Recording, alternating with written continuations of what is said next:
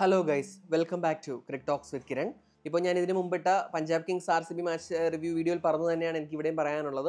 ഇപ്പോൾ ഞാൻ പറഞ്ഞില്ലേ, ഇപ്പോൾ സാഹചര്യങ്ങൾ വളരെ മോശമാണ്, കനത്ത മഴയാണ്. ഇപ്പോൾ ഞാൻ ഈ വീഡിയോ എടുത്തുകൊണ്ടിരിക്കുമ്പോഴും പുറത്ത് മഴയാണ്.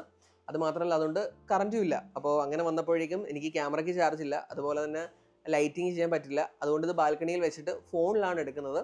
അപ്പോൾ അതിൻ്റേതായ നമ്മൾ സ്ഥിരം നമ്മളുടെ വീഡിയോകളിൽ പുലർത്തിക്കൊണ്ട് വരുന്ന ഒരു പ്രൊഫഷണൽ ക്വാളിറ്റി ഈ വീഡിയോയ്ക്ക് കാണില്ല. നിങ്ങൾ തീർച്ചയായിട്ടും ക്ഷമിക്കുക. അപ്പോൾ നമുക്ക് ഇനി മത്സരത്തിലേക്ക് പോവാം. Gujarat Titans versus Mumbai Indians. Eliminator ആണ്. തോൽക്കുന്ന ടീം പുറത്താവും, ജയിക്കുന്ന ടീം അഹമ്മദാബാദിൽ വെച്ച് ക്വാളിഫയർ 2-ൽ പഞ്ചാബ് കിങ്സുമായിട്ട് ഏറ്റുമുട്ടും. അപ്പോൾ ഈ മത്സരത്തിലേക്ക് വന്നു കഴിഞ്ഞാൽ GTയുടെ കാര്യം പറഞ്ഞു കഴിഞ്ഞാൽ അവർക്ക് കുറച്ച് സമ്മർദ്ദങ്ങളുണ്ട്. ഇപ്പോൾ അവരുടെ ആ ഒരു പെർഫോമൻസ് ഒക്കെ അറിയാമല്ലോ. ഇവരുടെ ആ ഒരു വിജയങ്ങൾക്കെല്ലാം കാരണം അവരുടെ ഒരു ടോപ്പ് 3യുടെ കൺസിസ്റ്റന്റ് ആയിട്ടുള്ള പെർഫോമൻസ് ആണ്. ഇപ്പോൾ സായി സുദർശൻ എടുത്താലും, ശുഭ്മാൻ ഗിൽ എടുത്താലും, ജോസ് ബട്ട്ലർ എടുത്താലും വളരെ മികച്ച രീതിയിലാണ് കളിച്ചിട്ടുള്ളത്. ഇതേവരെ നടന്ന 14 മത്സരങ്ങളിൽ ഏകദേശം 12 മത്സരങ്ങളിൽ ഇവരിൽ ഒരാൾ അറൗണ്ട് 16-17 ഓവർ വരെ ഉണ്ടായിരുന്നു. അപ്പോൾ അതുകൊണ്ട് തന്നെ ഇപ്പോൾ ഓൾറെഡി കുറച്ച് തിന്നെന്ന് പറയപ്പെടുന്ന മിഡിൽ ഓർഡറിന് അങ്ങനെ കാര്യമായിട്ടുള്ള പ്രശ്നങ്ങളൊന്നും ഫേസ് ചെയ്യേണ്ടി വന്നില്ല. ഇനി ഇൻ കേസ് ചിലപ്പോൾ വന്നപ്പോഴാവട്ടെ ആ ഒരു റുദർഫോർഡ് ആയാലും ഷാറുഖ് ഖാൻ ആയാലും ഡീസൻ്റ് ആയിട്ട് കളിച്ചിട്ടുണ്ട്. എന്നാൽ കഴിഞ്ഞ 2 മത്സരങ്ങളിൽ അവർക്ക് പണി കിട്ടി. അത് മാത്രമല്ല, ജോസ് ബട്ട്ലർ ഇന്റർനാഷണൽ ഡ്യൂട്ടിക്കായി പോവുകയും ചെയ്തു. അപ്പോൾ അവരുടെ ആ ഒരു ഹോൾ ഓഫ് ഫെയിം നമുക്ക് വിശേഷിപ്പിക്കാൻ കഴിയുന്ന ആ ഒരു ടോപ്പ് 3 ഉണ്ടല്ലോ, അതിലൊരു ഹോൾ ഓൾറെഡി വീണു. പകരം വരുന്നത് കുശാൽ മെൻഡിസ് ആണ്. കുശാൽ മെൻഡിസിന്റെ കാര്യം പറഞ്ഞു കഴിഞ്ഞാൽ മെൻഡിസ് നല്ല ബാറ്ററാണ്, പക്ഷേ ജോസ് ബട്ട്ലറുമായിട്ട് നമുക്ക് ഒരു കാരണവശാലും കമ്പയർ ചെയ്യാൻ കഴിയാത്തൊരു ബാറ്ററാണ് കുശാൽ മെൻഡിസ്. അപ്പോൾ തീർച്ചയായിട്ടും അവരുടെ ഒരു ടോപ്പ് 3, അവരുടെ ഒരു സ്ട്രെങ്ത് എന്ന് പറയുന്ന ടോപ്പ് 3ൽ ഒരു വിള്ളൽ വീണു. അത് മാത്രമല്ല, ഇവരുടെ ബോളിംഗ് യൂണിറ്റ് എന്ന് പറഞ്ഞു കഴിഞ്ഞാൽ ഈ സീസണിലെ വൺ ഓഫ് ദി ബെസ്റ്റ് ആയിരുന്നു. പക്ഷേ കഴിഞ്ഞ 3 മത്സരങ്ങളായിട്ട് ഇവർ അടികൊള്ളുന്നുണ്ട്. ഇപ്പോൾ കഴിഞ്ഞ 3 മത്സരങ്ങളിൽ സ്കോർ എടുത്തു കഴിഞ്ഞാൽ 199. അത് കഴിഞ്ഞ് പിന്നെ 2 മത്സരങ്ങളിൽ 230+. അപ്പോൾ കഴിഞ്ഞ 3 മത്സരങ്ങളിൽ നന്നായിട്ട് അടികൊണ്ടു. പിന്നീട് ഇവരുടെ പ്രീമിയം സ്പിന്നറായ റഷീദ് ഖാന്റെ വളരെ മോശം IPL സീസണാണിത്. തൻ്റെ കരിയറിൽ തന്നെ മോശം IPL സീസൺ നമുക്ക് വിശേഷിപ്പിക്കാൻ കഴിയുന്ന ഒരു സിറ്റുവേഷനിലൂടെയാണ് റഷീദ് ഖാൻ മുന്നോട്ട് പോയിക്കൊണ്ടിരിക്കുന്നത്. അത് മാത്രമല്ല, കഴിഞ്ഞ കുറച്ച് മത്സരങ്ങളായിട്ട് സിറാജ് എക്സ്പെൻസീവ് ആവുന്നുണ്ട്. സിറാജ് ഈ സീസണിൽ നല്ല ഫോമിൽ ഏറുന്ന ബോളറാണ്. എന്നാൽ ആ ഒരു ഫോമിൽ നിന്ന് പതിയെ പിന്നോട്ട് പോകുന്ന കാഴ്ചയാണ് നമ്മൾ കാണുന്നത്. അപ്പോൾ ബോളിങ്ങിൽ അവർ ഇതേവരെ പുറത്തെടുത്ത ആ ഒരു വിഗർ കഴിഞ്ഞ 3 മത്സരങ്ങളിൽ അവർക്ക് പുറത്തെടുക്കാൻ കഴിഞ്ഞില്ല. അപ്പോൾ അങ്ങനെ വന്നപ്പോഴേക്കും അവരുടെ കൈകളിൽ ഉണ്ടായിരുന്ന ഒരു ടോപ്പ് 2 ഫിനിഷ് എന്ന് പറയുന്നത് കളഞ്ഞു കുളിച്ചു. അതുകൊണ്ടാണ് അവർക്ക് എലിമിനേറ്റർ കളിക്കേണ്ട അവസ്ഥ വന്നത്. ഇപ്പോൾ അതാണ് അവരുടെ ടീമിൻ്റെ ഒരു അവസ്ഥ. ഇനി മുംബൈ ഇന്ത്യൻസിന്റെ കാര്യം പറഞ്ഞു കഴിഞ്ഞാൽ അവർ കളിച്ച ലാസ്റ്റ് 3 മത്സരങ്ങളിൽ 2 തോറ്റിട്ട് തന്നെയാണ് ഈ മത്സരത്തിലേക്ക് വരുന്നത്. ഇടയ്ക്ക് ഒരു 6 മാച്ച് അൺബീറ്റൻ റൺ ഉണ്ടായിരുന്നു. അവരും ഇൻവിൻസിബിൾ ഒന്നുമല്ല, അതായത് തോൽപ്പിക്കാൻ കഴിയാത്ത ടീമൊന്നുമല്ല. അതാണ് കഴിഞ്ഞ 3 മത്സരങ്ങളിലെ ആ ഒരു റിസൾട്ട് സൂചിപ്പിക്കുന്നത്. എന്നാൽ GTയെ സംബന്ധിച്ച് അവർ സ്ട്രോങ് ടീമാണ്. അത് എപ്പോഴും ഞാൻ പറയും. ഇപ്പോൾ അവരുടെ ടീം അനാലിസിസ് വീഡിയോയിലായാലും ഞാൻ പറഞ്ഞ കാര്യമാണ്. അവരെന്ന് പറയുന്ന ഒരു team full of match winners ആണ്.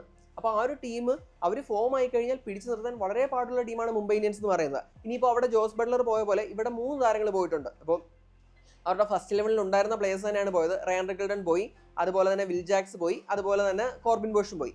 പകരം റയാൻ റിക്കിൾട്ടന് പകരം ജോണി ബെയർസ്റ്റോ ആണ്. ബെയർസ്റ്റോ ഡയറക്റ്റ് ആയിട്ട് ടീമിൽ എത്തും. ഇപ്പോൾ ബെയർസ്റ്റോയുടെ SIT20 ഫോം നോക്കിക്കഴിഞ്ഞാൽ ഒരു ഇൻകൺസിസ്റ്റന്റ് ഫോമാണ്. ചില മത്സരങ്ങൾ നന്നായിട്ട് കളിച്ചിട്ടുണ്ട്, ചില മത്സരങ്ങളിൽ ഫെയിലായി. ഇനി റെഡ് ബോളിലേക്ക് വരുമ്പോൾ റീസെന്റ് ആയിട്ടുള്ള പെർഫോമൻസ് നോക്കിയാൽ റെഡ് ബോളിൽ യോർക്ക്ഷയറിന് വേണ്ടി ഒരു മത്സരത്തിൽ 2 ഇന്നിംഗ്സിൽ 50 അടിച്ചിട്ടാണ് ജോണി ബെയർസ്റ്റോ വരുന്നത്. അപ്പോൾ ഡീസന്റ് ടച്ചിൽ തന്നെയാണ് വരുന്നതെന്ന് പറയാം. പിന്നീടുള്ള ടെമ്പററി റീപ്ലേസ്മെന്റ് ശരത് അസ്ലങ്കയും റിച്ചാർഡ് ഗ്ലീസണുമാണ്. അവർ ടീമിൽ എത്തുമോ എന്നുള്ള കാര്യം കണ്ടു തന്നെ അറിയണം. അപ്പോൾ എന്തായാലും Trent Boult, Mitch Santner, Johnny Bairstow ഈ 3 ഓവർസീസ് പ്ലേയേഴ്സ് ആയിരിക്കും അവർക്ക് വേണ്ടി പ്രധാനമായിട്ടും കളത്തിലിറങ്ങുക.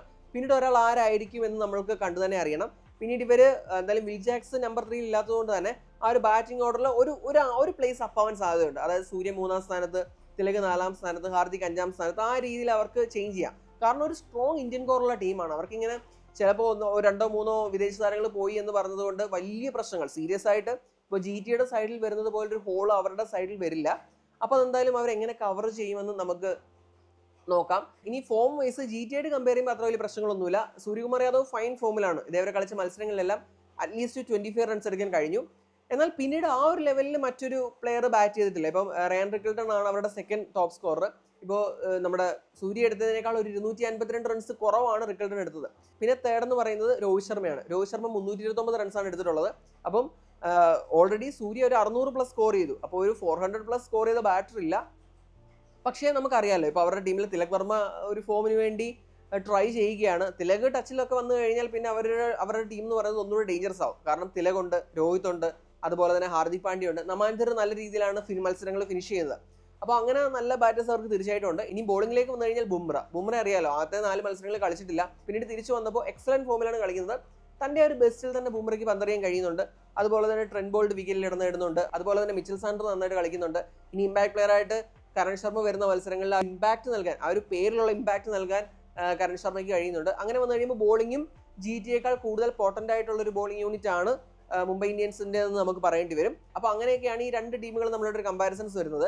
പിന്നെ GTക്ക് അനുകൂലമായ ഒരു സ്റ്റാർട്ട് എന്താണെന്ന് വെച്ച് കഴിഞ്ഞാൽ ഈ സീസണിൽ ഇതേവരെ 2 തവണ ഈ ടീമുകൾ ഏറ്റുമുട്ടിയപ്പോഴും വിജയം GTക്കൊപ്പമാണ്.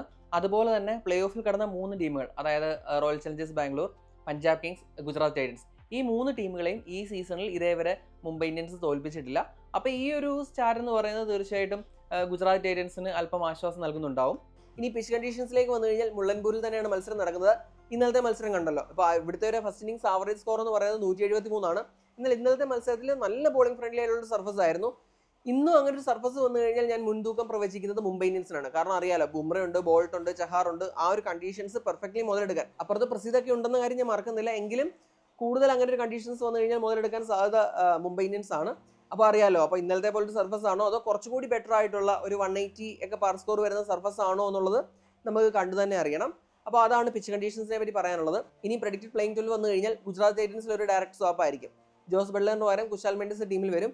അല്ലാതെ അവരുടെ ടീമിൽ എന്തെങ്കിലും ചേഞ്ചസിന് സാധ്യത കാണുന്നില്ല. ചിലപ്പോൾ ഇനി എന്തെങ്കിലും ഇഞ്ചുറീസ് കയറോ അല്ലെങ്കിൽ കണ്ടീഷൻസ് അനുസരിച്ച് ചിലപ്പോൾ ചില ചേഞ്ചസ് വന്നേക്കാം.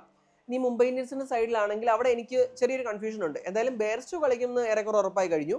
പിന്നെയുള്ള 2 സ്ലോട്ട് ഉണ്ടല്ലോ, കോർബിൻ ബോഷിന്റെ ഉണ്ട്, അതുപോലെ തന്നെ വിൽ ജാക്സന്റെ ഉണ്ട്. അവരിനി ഒരു ഫോറിൻ പ്ലെയറിനെ കളിപ്പിക്കുമോ അതോ ഒരു ഇന്ത്യൻ പ്ലെയർ, ഇപ്പോൾ രാജങ്കത് ഭാവയുണ്ട്, റോബിൻ മിൻസ് ഉണ്ട്, അങ്ങനെ കുറച്ച് പ്ലെയേഴ്സ് ഉണ്ട്. അപ്പോൾ അങ്ങനെ ഒരു ഇന്ത്യൻ പ്ലെയറിന് അവസരം കൊടുത്തിട്ട് അങ്ങനെ ട്രൈ ചെയ്യുമോ എന്ന് കണ്ടു തന്നെ അറിയണം. അപ്പോൾ മിക്കവാറും ഇപ്പോൾ ആ ഒരു വിൽ ജാക്സന്റെ പൊസിഷനിലേക്ക് സ്കൈ വന്നിട്ട് അങ്ങനെ ഓരോരോ ആ ഒരു ബാറ്റിംഗ് ഓർഡർ അപ്പ് ആവാനുള്ള സാധ്യത ഞാൻ കാണുന്നുണ്ട്. ഒരു 1 പ്ലേസ് അപ്പ് ആവാനുള്ള സാധ്യത ഞാൻ കാണുന്നുണ്ട്. അതാണ് പ്രഡിക്റ്റഡ് പ്ലേയിങ് 12. ഇനി players to watch out for. Actually ഞാൻ ബാറ്റേഴ്സിന്റെ പേര് പറയാനായിരുന്നത്, പക്ഷേ ഇന്നലത്തെ ആ ഒരു മത്സരം കണ്ടു കഴിഞ്ഞിട്ട് അതുകൊണ്ട് തന്നെ ഞാൻ ബോളേഴ്സിന്റെ പേരാണ് പറയുന്നത്. മുംബൈ ഇന്ത്യൻ സൈഡിൽ നിന്ന് ജസ്പ്രീത് ബുംറ. ഇന്നലെ ഹേസൽവുഡ് ഒക്കെ വളരെ മികച്ച രീതിയിലാണ് പന്തെറിഞ്ഞത്. പിന്നെ ഗൈൽ ജെയിംസൺ ആ ഒരു ഓവർ നല്ല രീതിയിൽ ആ ഒരു മയങ്ക് അഗർവാളിനെ വിറപ്പിക്കാനും വിരാട് കോഹ്ലിയുടെ വിക്കറ്റ് എടുക്കാനും ഒക്കെ പറ്റി. ഇന്നലത്തെ പോലൊരു സർഫസ് ആണ് കിട്ടുന്നതെങ്കിൽ ബുംറ എക്സ്ട്രാ ഡേഞ്ചറസ് ആവും. കാരണം ഈ സർഫസിൽ നിന്ന് ഹെൽപ്പ് ഒന്നും ഇല്ലെങ്കിൽ തന്നെ ബുംറ ഡേഞ്ചറസ് ആയിട്ടുള്ള ബോളറാണ്. അപ്പോൾ കുറച്ച് ഹെൽപ്പ് കൂടെ കിട്ടിയാലത്തെ കാര്യം പിന്നെ പറയുകയേ വേണ്ട. അതുപോലെ GT നിരയിൽ നിന്ന് റഷീദ് ഖാൻ. അപ്പോൾ ഇന്നലെ സുയാഷ് ശർമ്മ എറിഞ്ഞത് നമ്മൾ കണ്ടതാണ്. സുയാഷിന്റെ ഗൂഗ്ലിയൊക്കെ പിക്ക് ചെയ്യാൻ പഞ്ചാബ് കിങ്സ് ബാറ്റേഴ്സിന് സാധിക്കുന്നുണ്ടായിരുന്നില്ല. അത് മാത്രമല്ല ഈ സീസണിൽ വളരെ മോശം ഫോമിലാണ്, ഒരു കോൺട്രാസ്റ്റിംഗ് ഫോമാണ്. ഇപ്പോൾ ബുംറ എന്ന് പറഞ്ഞു കഴിഞ്ഞാൽ ബെസ്റ്റ് ഫാസ്റ്റ് ബോളറാണ്. അതുപോലെ തന്നെ റഷീദ് ഖാൻ എന്ന് പറഞ്ഞു കഴിഞ്ഞാൽ ബെസ്റ്റ് സ്പിന്നറാണ്. ബുംറ തന്റെ ഒരു പേരിനും പെരുമയ്ക്കും ഒത്ത പ്രകടനം നടത്തുമ്പോൾ റഷീദ് ഖാൻ ഒരു വേസ്റ്റ് സീസണാണ്. അപ്പോൾ റഷീദ് ഖാന് തന്റെ ടീമിന് ഏറ്റവും ആവശ്യമുള്ള സമയത്ത് ആ ഒരു ലീൻ പാച്ചിൽ നിന്ന് പുറത്ത് കടക്കാൻ കഴിയുമോ എന്നുള്ള കാര്യമാണ് ഞാൻ നോക്കുന്നത്. എന്താണ് നിങ്ങളുടെ അഭിപ്രായം? ഇന്നത്തെ മത്സരത്തിൽ ആരായിരിക്കും വിജയിക്കുക? ഗുജറാത്ത് ടൈറ്റൻസോ അതോ മുംബൈ ഇന്ത്യൻസോ? കമന്റ് ചെയ്യുക. അടുത്തൊരു വീഡിയോയുമായി ഉടൻ തന്നെ കാണാം. Thanks for watching crick talks with Kiran.